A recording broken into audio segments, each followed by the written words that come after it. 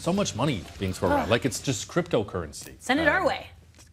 Lots extra. If real money, though, not cryptocurrency. Going to be a lot of checks written in the hockey world when free agency officially opens at noon tomorrow. The Predators didn't wait that long, though, to get one of the most coveted UFAs. No, it's according to Chris Johnston. Matt Duchene headed to Music City, a cap hit of $8 million per year. And Montreal was in the running but lost out. It was his childhood team. Country music always wins. We both know that, right?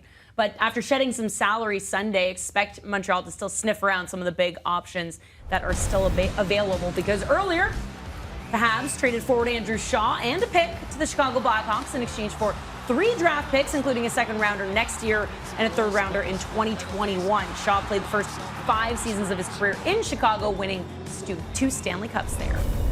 The Habs made another trade, shipping Nick Delorier to the Ducks in exchange for a 2020 4th-round pick. The Habs now have over $13 million in cap space after both those trades. Well, the Panthers paving the way for Sergei Bobrovsky. Well, they shipped James Reimer to the Hurricanes in exchange for Scott Darling, then immediately placed Darling on waivers with the intent to buy him out. Don't forget, Roberto Luongo did retire last week, so Florida is in the goaltender market. Now, according to reports, Alberta's NHL teams will be signing 2 familiar goaltenders through free agency. After 4 seasons in Edmonton and a short stint in Philly, Cam Talbot expected to sign with the Flames. And after 2 seasons in Calgary, Mike Smith reportedly heading to Edmonton. Both deals are believed to be 1-year contracts and will be announced when free agency opens on Monday. Joe Pavelski reportedly set to agree to a deal with the Dallas Stars when free agency opens. Pavelski is moving on from San Jose after spending all 13 of his NHL seasons with the Sharks, including the last 4 years as their team captain. Joined now by Hockey Central insider John Shannon. And John, will start with the big news. Matt Duchene reportedly heading to the Predators. Do you figure this is a good move for Duchene? Well, you know what, Danielle? It's no secret. It hasn't been a secret for a long time that Matt Duchene loves country music, loves Nashville, has wanted to play in Nashville for a long time. And going back how many years now, David Poile has coveted Matt Duchene. Let's remember, this is how the Kyle Turris, Matt Duchene, Ottawa Senators, Colorado Avalanche trade actually started. Finally, Matt Duchene got what he wants, and David Poile got the player that he wants. So I think it's a good move both for the Predators and for the player. So likely the only one disappointed by this might be the Montreal Canadiens, as they missed out on Duchene. So what do you see the Habs doing?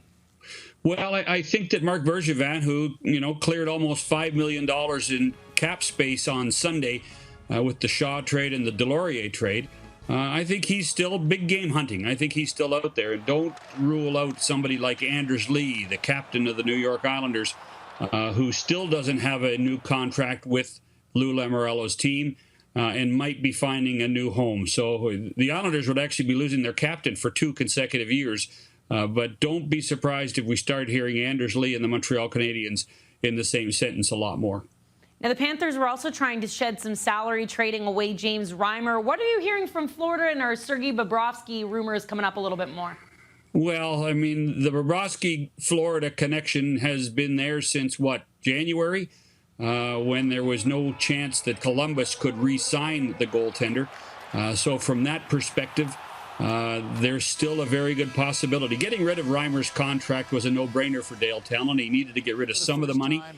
He also needed to get rid of the traffic jam that he has in goal. Even though Roberto Luongo retired, they did draft a goalie in the first round. He's going to be ready in 2 to 3 years. And they had a couple of prospects playing down the stretch. So having room for Bobrovsky is an easy one for Talon, but having one less goaler in the dressing room is very important.